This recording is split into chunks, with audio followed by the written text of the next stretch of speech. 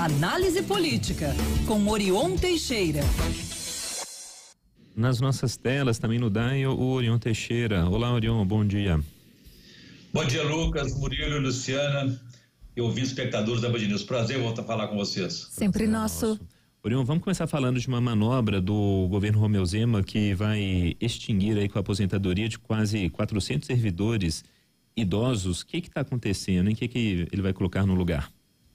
Lucas, muita polêmica, uma situação bem grave, né? Ele pretende acabar, então, com a aposentadoria conquistada ao longo de uma vida de trabalho trocar por um auxílio de caráter assistencial limitado a R$4.000, sem direito à retroatividade e sem direito à sucessão a familiares. Tudo junto forma aí um pacote de maldades contra 397 aposentados e pensionistas da extinta Minas Caixa. A maioria deles está com mais de 70 anos, um deles tem 104 anos. Boa parte está doente e vivendo com dificuldades. Eles estão sem receber os pagamentos desde março passado e, de acordo com o governo Zema, porque teria acabado aí o fundo específico para essa finalidade. Alegando o fim desse fundo, então, o governo simplesmente parou de pagar esses aposentados e pensionistas nos meses de março, abril e maio deste ano. O argumento de Zema é que não poderia fazê-lo com recursos próprios. Então, para regularizar essa situação, o que ele fez? Ele pretende acabar com apresentou um projeto na sexta-feira, final da sexta-feira passada, a Assembleia Legislativa, acabando com esse direito previdenciário, transformando ele em um auxílio assistencial limitado a R$4.000. Além desse teto, a manobra dá outra tungada aí nos servidores, vetando a retroatividade desse benefício a esses meses que ficaram sem pagamento da aposentadoria. De acordo com o projeto levado à Assembleia pela secretária de Planejamento e Gestão, a Luísa Barreto, o governo apresentou a solução que afeta então esse direito previdenciário.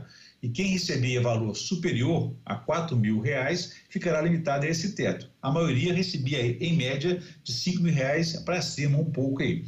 O auxílio terá então caráter assistencial, substituindo as aposentadorias e pensões pagas anteriormente, e o novo benefício será individual, não poderá ser transferido na forma de pensão em caso de morte, como adiantou a secretária. A equipe econômica de Zema calcula aí ter que desembolsar cerca de R$10 milhões ao mês para arcar com esses valores. A solução encontrada pela equipe econômica do governador, então, frustrou os servidores. E se o Estado reconhece, de acordo com o advogado Marco Aurélio dos Reis Correia, que representa esses servidores, se o Estado reconhece que existe o direito ao pagamento, cabe a ele fazer o pagamento.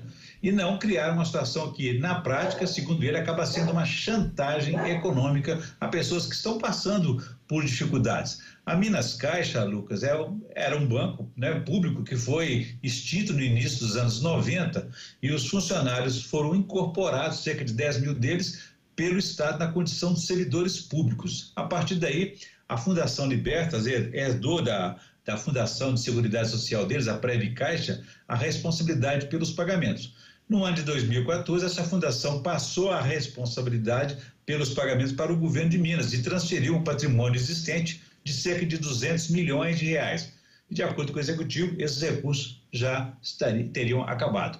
Bom, deputados da oposição já estão repudiando a proposta e prometendo emendar para melhorar a situação para esses servidores. Orion, a gente está há pouco mais de um ano, né, das eleições municipais, mas já há desafios aí sendo discutidos para os pré-candidatos à Prefeitura de Belo Horizonte. Quais são eles, hein, Orion? Pois é, Luciano, faltando exatamente aí 17 meses para a próxima eleição, os belo-horizontinos estão indecisos ou desinteressados ou distantes, para ser mais exato, sobre quem votar para prefeito. Mas a pesquisa foi divulgada pelo Instituto Opus, publicada pelo jornal Estado de Minas de hoje, foi feita entre os dias 6 e 8 de maio, sendo registradas aí 400 entrevistas numa margem de erro de 5 pontos percentuais. É claro que estão indecisos porque não há o que decidir no curto e médio prazo. Os pré-candidatos estão recebendo a atenção do eleitorado em função da memória recente, que deixaram nas últimas eleições, mas terão assim, até o ano que vem, a oportunidade de corresponder ao voto e mandato recebidos. De acordo com essa pesquisa espontânea, então, quando nenhum nome de candidato é apresentado aos entrevistados, os únicos políticos citados, pelo menos por 1% dos eleitores, foram o ex-prefeito Alexandre Calil, do PSD, com 12%. O atual prefeito Fuad Noman, do PSD, e o deputado federal Nicolas Ferreira, do PL, ambos estão em 1%. Nada menos do que 82% dos belo-horizontinos não souberam dizer o nome de um candidato ou não quiseram responder. Os políticos não devem entender isso como reprovação ou insucesso. O momento não é esse e o contexto político pode mudar muito até lá.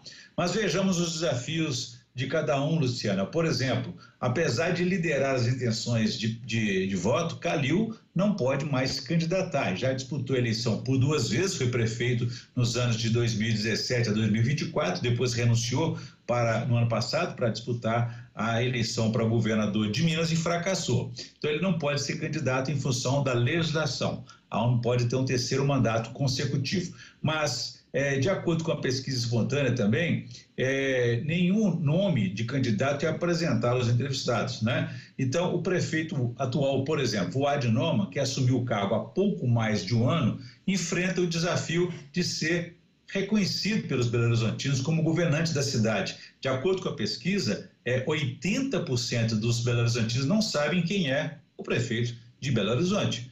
E então essa pesquisa espontânea, sem apresentação desses nomes, apenas 20% dos entrevistados disseram que Fuad Noman é o prefeito de Belo Horizonte. O nome de Calil Alexandre foi lembrado por 8%, enquanto outros 6% responderam nomes diversos. Então, já 66% afirmaram não saber o nome do governante da capital. Então, esse foi um dos fatores, inclusive, viu, Luciana, de fracasso de Calil na disputa pelo governo de Minas, um desconhecimento fora da capital mineira.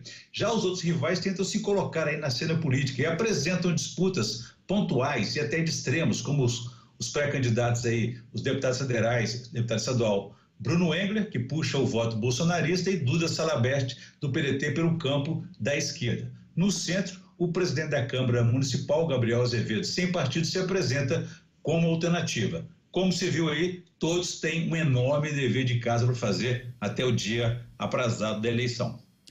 Bom, Orion, a gente fica por aqui, mas claro, voltaremos a nos falar depois de amanhã, quarta-feira, dia 31 de maio, né? Último dia do mês. Combinado, então? Obrigado, um abraço para você, Luciano, e todos os nossos ouvintes espectadores. Quem quiser saber mais pode consultar meu blog no www.blogdorion.com.br. Um abraço a todos, façamos aí um bom dia. Façamos, Orion. Valeu. São 10h38.